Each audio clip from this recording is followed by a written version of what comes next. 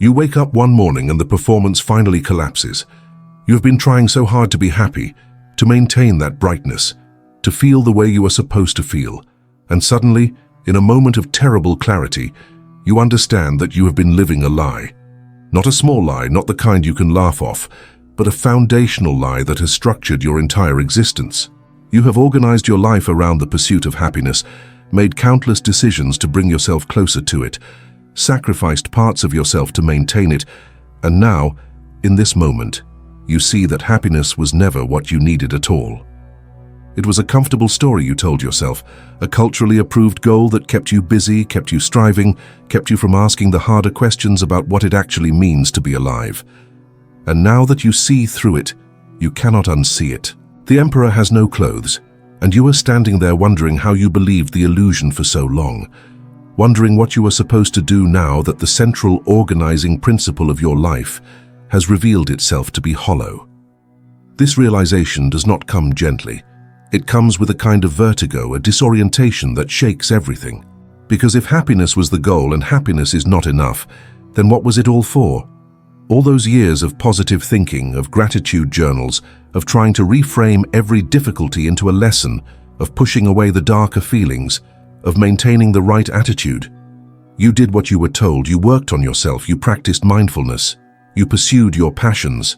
You built a life that looked good from the outside, that checked the boxes, that should have made you happy, and some days it did. Some days you felt that warm glow, that contentment, that sense that everything was okay, but it never lasted, it never went deep enough.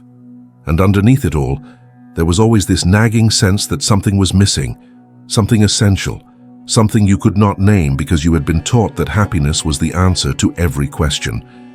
What you are experiencing is not depression, though it might feel similar. It is not pessimism or cynicism or a failure of gratitude. It is something far more significant. It is the moment when you stop confusing comfort with truth, when you stop accepting easy answers to hard questions, when you begin to suspect that the entire framework you have been operating within is too small, too shallow, too focused on feeling good rather than being real. Hannah Arendt wrote about the human condition, about what it means to exist as a thinking, acting being in a world that precedes us and will outlast us. She understood that much of human life is an attempt to flee from the difficulty of genuine existence into comforting illusions, into systems and beliefs that make us feel safe but keep us from engaging with reality as it is.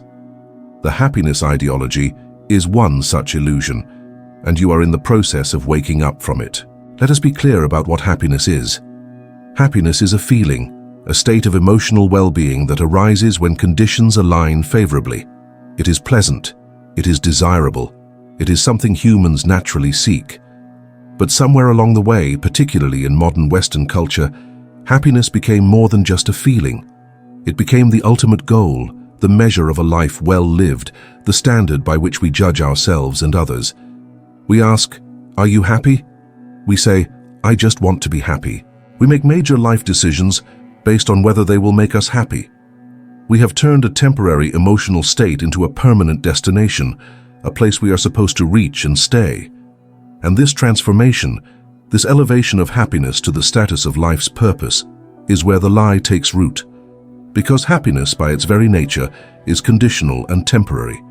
It depends on circumstances. It comes and goes like weather.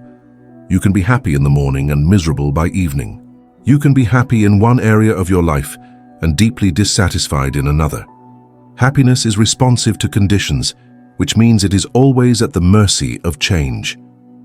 When you make happiness your goal, you are essentially making stability your goal in a fundamentally unstable universe.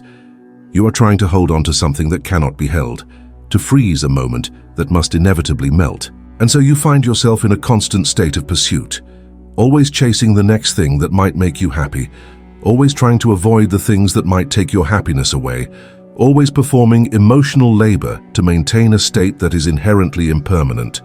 But here is what nobody tells you, what the happiness industry does not want you to know. The pursuit of happiness actually prevents you from living. When your primary goal is to feel good, to maintain a positive emotional state, you begin to edit your experience. You push away uncomfortable feelings. You avoid difficult conversations. You stay in situations that are safe rather than situations that are meaningful. You choose pleasure over growth, comfort over authenticity, superficial peace over deep engagement with reality. You become a curator of your own experience, carefully selecting only what fits the happiness narrative, discarding the rest as negative or toxic or something to be overcome.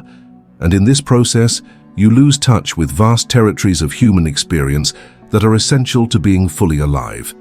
Think about the moments in your life that have been most significant, most transformative, most real. How many of them involved happiness? How many of your deepest insights came during times of contentment? More likely the moments that shaped you, that cracked you open, that made you more than you were before, came during times of difficulty, confusion, heartbreak, failure, or loss. This is not because suffering is noble or because pain is necessary for growth. It is because reality is not organized around your comfort. Life is not a happiness delivery system. It is something far more complex, far more interesting, and far more demanding than that. And when you are willing to meet it as it is, rather than as you wish it were, something shifts. You stop being a consumer of experiences, rating each one on a happiness scale, and you become a participant in existence itself. What you are discovering is the difference between happiness and meaning, between feeling good and being alive, between the shallow waters of contentment and the deep currents of engaged existence.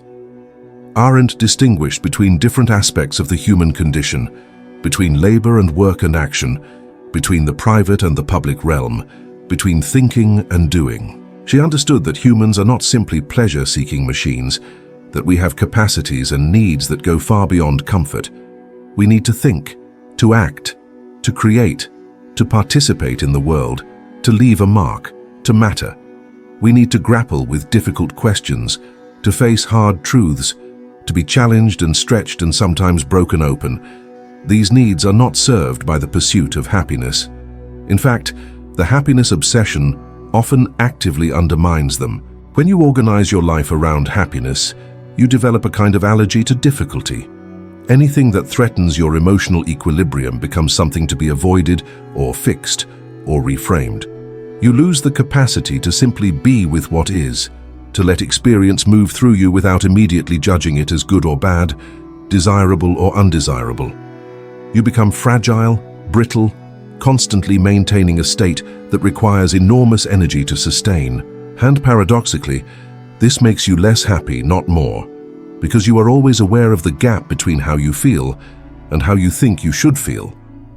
You are always falling short of the happiness standard you have set for yourself. Consider how much of your mental energy has been devoted to trying to be happy. The self-improvement books, the therapy sessions focused on positive thinking, the meditation practice aimed at achieving inner peace, the decisions made to avoid discomfort, the relationships maintained because they are comfortable rather than because they are alive, the careers chosen for security rather than meaning, the constant monitoring of your emotional state, the endless checking in. Am I happy now? What about now? What about now? It is exhausting. It is a full-time job. And underneath it all is a fundamental mistrust of your own experience, a belief that if you are not happy, something is wrong with you, that you have failed at the most basic task of being human. But what if the opposite is true? What if the inability to rest in simple happiness is not a failure but a sign of depth, an indication that you are capable of perceiving dimensions of existence that the happiness framework cannot contain?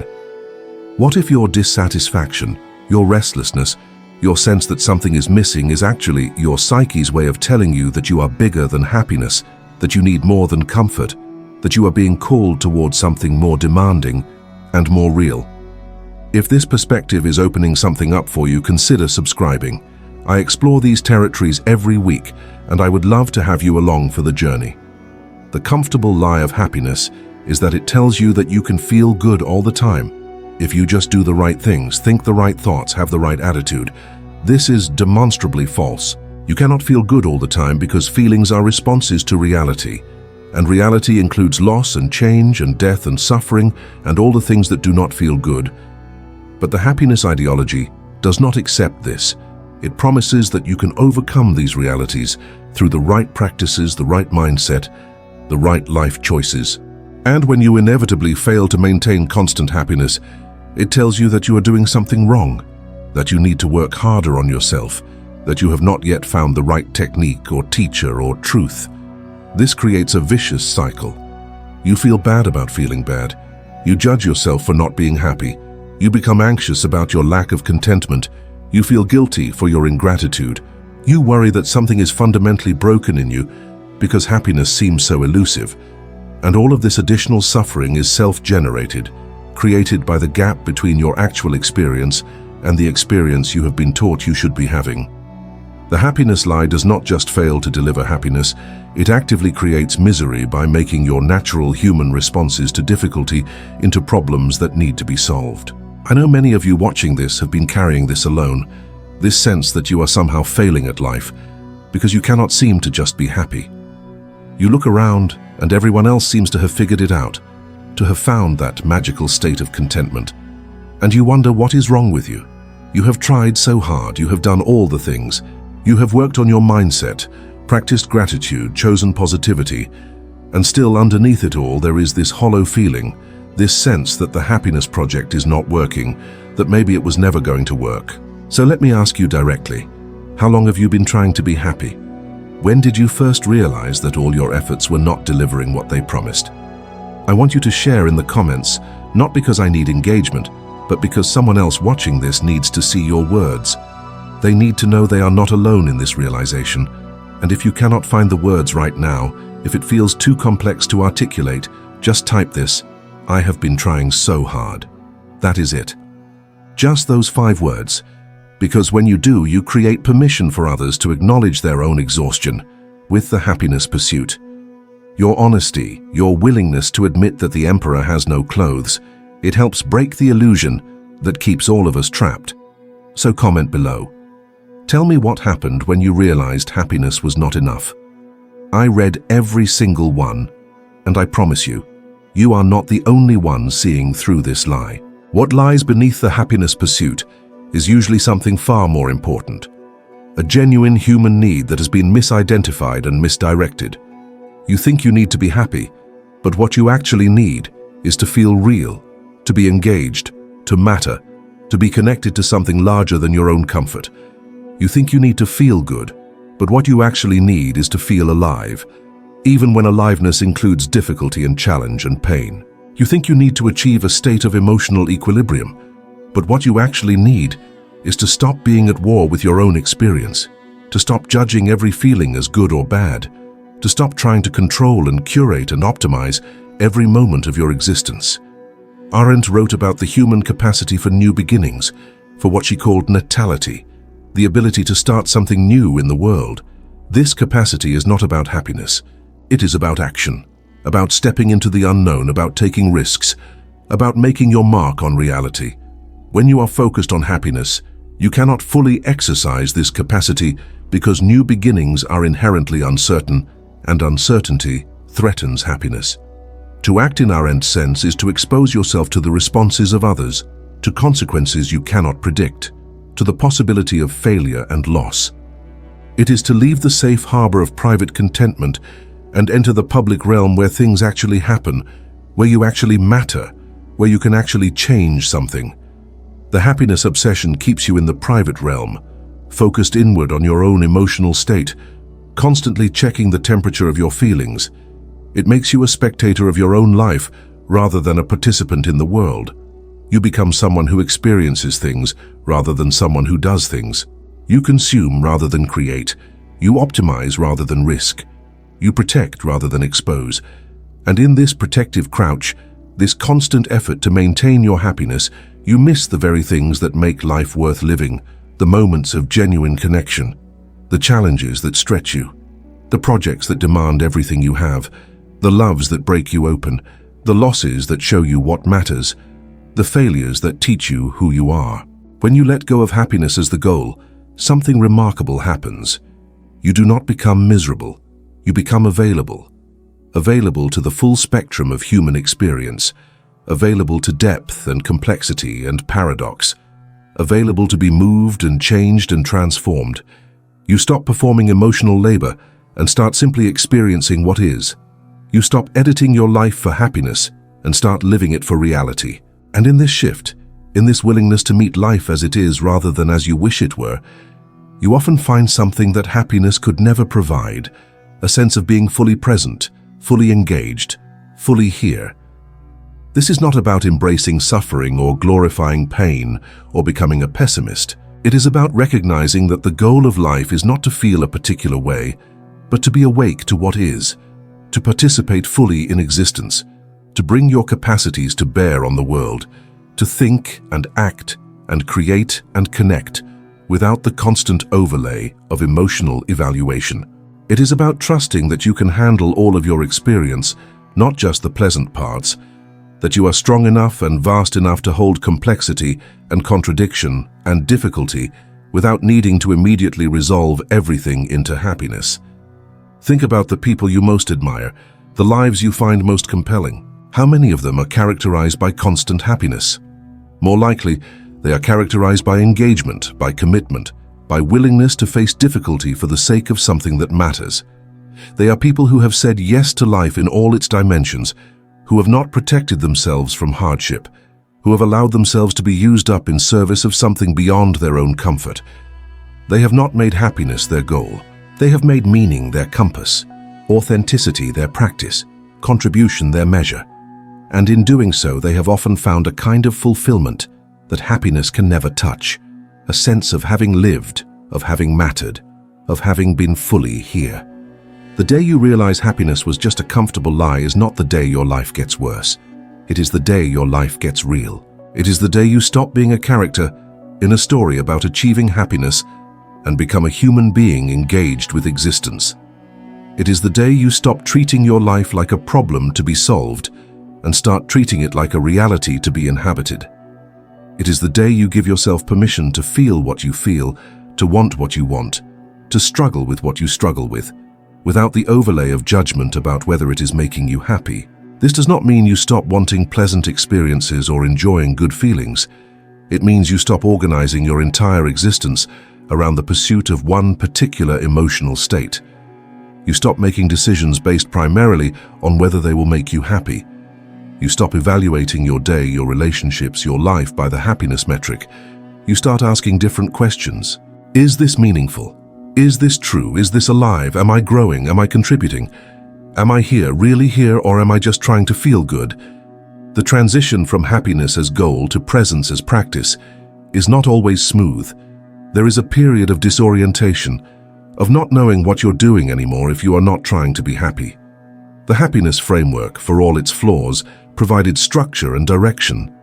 It told you what to pursue and what to avoid, what was good and what was bad. Without it, you might feel unmoored, uncertain how to make decisions or evaluate your life. This is normal. You are learning a new way of being, one that is less about achieving a state and more about engaging with process, less about arriving somewhere and more about being fully present wherever you are. One of the most liberating aspects of seeing through the happiness lie is that you stop being so afraid of difficult feelings. When happiness is the goal, sadness and anger and anxiety and grief are all threats, enemies to be vanquished, signs that something is wrong. But when you are no longer trying to be happy, these feelings become simply what they are, responses to life circumstances, information about what matters to you, energy that moves through you and changes you. You discover that you can be sad and okay at the same time, that you can be anxious and functioning, that you can grieve and still show up, that you can be angry and righteous, that feelings are not disasters to be prevented, but experiences to be lived through. This shift also changes your relationships. When you are focused on your own happiness, other people become instruments, either helping or hindering your emotional state. You avoid people who bring you down. You surround yourself with positivity. You keep things light and comfortable. But when you are willing to be present with all of experience, you can actually meet people, really meet them, in their complexity and difficulty and humanness. You can be there for someone who is struggling without needing them to feel better, so you can feel better. You can have hard conversations. You can face conflict. You can be disappointed or hurt or confused without needing to immediately resolve it into happiness. You also become less manipulable. The happiness ideology is, at least in part, a consumer ideology. It tells you that happiness comes from having the right things, the right experiences, the right life circumstances. It creates an endless market for happiness products, happiness services, happiness wisdom. When you stop believing that happiness is the goal, you stop being so susceptible to promises that this purchase or this practice or this program will finally make you happy. You develop a kind of immunity to the constant message that you are not enough, that your life is not enough, that you need something external to fix what is supposedly broken inside you. What you find instead is that most of what you need you already have, not in the gratitude practice sense of counting your blessings, but in the deeper sense of recognizing that your capacity to be here, to think, to feel, to act, to create, to connect. This is not something you have to achieve or acquire. It is what you are. You are not a happiness-seeking machine that is malfunctioning. You are a human being with the capacity for vast and varied experience, and nothing is wrong with you for having that full range of experience. The problem was never you. The problem was the framework that told you that you should be happy all the time, that your natural responses to reality were deficiencies to be corrected.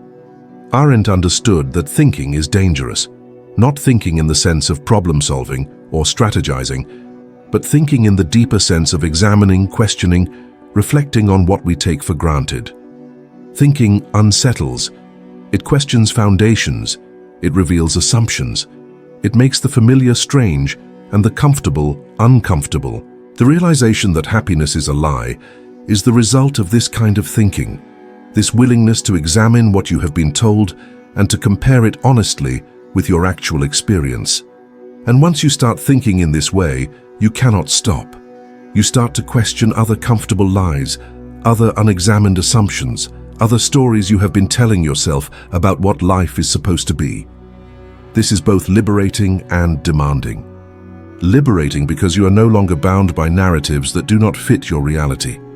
Demanding because you have to figure things out for yourself, to find your own way without the map that happiness provided. But this is what it means to be an autonomous human being, to think for yourself, to trust your own experience more than you trust what you have been taught to believe. It is what it means to grow up, to take responsibility not for being happy but for being awake, for paying attention, for engaging honestly with reality as you find it. The question is no longer, how can I be happy? The question becomes, how can I be present? How can I be real? How can I meet this moment, this life, this experience, without the filter of emotional evaluation? How can I act in ways that matter, that contribute, that make a difference? How can I think clearly about what is, rather than getting lost in fantasies about what should be? How can I love fully, knowing that love includes loss? How can I create meaningfully, knowing that creation includes failure?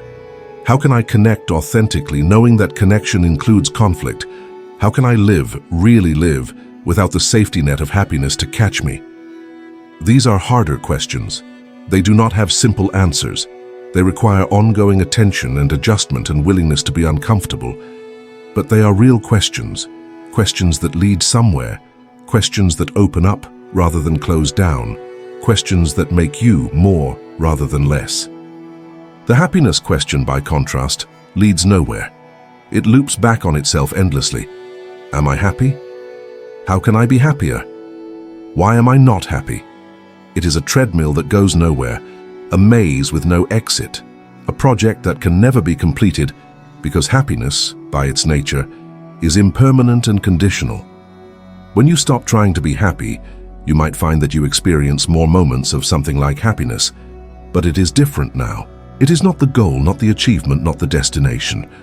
It is a byproduct, something that arises naturally when you are engaged with something meaningful, when you are connected to someone you love, when you are absorbed in creative work, when you are present to beauty, when you are acting in alignment with your values. It comes and goes, as it always did, but now you do not cling to it or chase it or judge yourself by it. It is just one color in the full spectrum of human experience, no more important than any other, no longer holding hostage everything else in your life. If what I am sharing here resonates with something you have been feeling, something you have not quite been able to name, then I want you to know you are not alone in this. There are many of us who have seen through the happiness lie, who are learning to meet life without that particular illusion, who are discovering what it means to be present to reality rather than constantly chasing a feeling. I create these videos for people who are ready to go deeper, who are not satisfied with comfortable answers, who want to think clearly about the human condition rather than just feel better temporarily. If that is you, consider subscribing. Not because you need another channel to follow, but because this journey of waking up to reality, of thinking for yourself, of questioning what we have been taught to take for granted, it helps to have companions along the way. People who will not offer you happiness techniques, but will sit with you in the hard questions. I will be here every week with another exploration, another way of seeing, another thread to pull on. And I would be honored to have you here as part of this community of thinkers and questioners. So if this feels right, hit that subscribe button. And if you found value in this particular exploration, let me know in the comments what shifted for you when you realized happiness was not the answer. The day you realize happiness was just a comfortable lie is the day you become free to actually live. Free from the constant self-monitoring and emotional labor, free from the tyranny of positive thinking and the guilt of negative feelings, free from the endless pursuit of a state that was never meant to be permanent, free to be sad when sadness is the appropriate response, free to be angry when anger is justified, free to be confused when confusion is honest, free to not know, free to struggle, free to change, free to be fully human in all the complexity and contradiction that entails. This freedom is not comfortable. It does not come with guarantees or safety nets or promises that everything will be okay. It is the freedom that comes from facing reality without illusions, from being willing to engage with life as it is, rather than retreating into fantasies about how it should be. It is the freedom that Arendt wrote about, the freedom that comes from understanding necessity, from accepting the conditions of human existence, from acting within those conditions with eyes open and heart engaged. It is not the freedom to feel good all the time. It is the freedom to be real all the time. And maybe in the end, that is what you were actually seeking when you were chasing happiness. Not a particular feeling, but a sense of being genuine, of being here without pretense or performance, of meeting your experience directly without the buffer of emotional management. Maybe you were seeking permission to be human, to have the full range of human responses, to not have to be okay all the time. Maybe you were seeking the relief of dropping the happiness project and simply being without judgment, without constant evaluation, without the exhausting effort to maintain a state that cannot be maintained. So now you know. Happiness was a comfortable lie, a story that served a purpose for a while but that you have outgrown. You cannot unknow what you now know. You cannot go back to believing that happiness is the answer, that feeling good is the goal, that your value as a human being is measured by your emotional state. The illusion has collapsed, and you are standing in the rubble. And yes, it is disorienting, but it is also the beginning of something far more interesting than happiness ever was. It is the beginning of being awake, of being present, of being engaged with reality in all its difficulty and beauty and strangeness. It is the beginning of actually living, not just trying to feel a certain way, and that, it turns out, is what you needed all along. Not happiness, but reality. Not comfort, but truth. Not the lie, no matter how comfortable, but the complex, demanding, infinitely rich experience of being fully here, fully human, fully alive.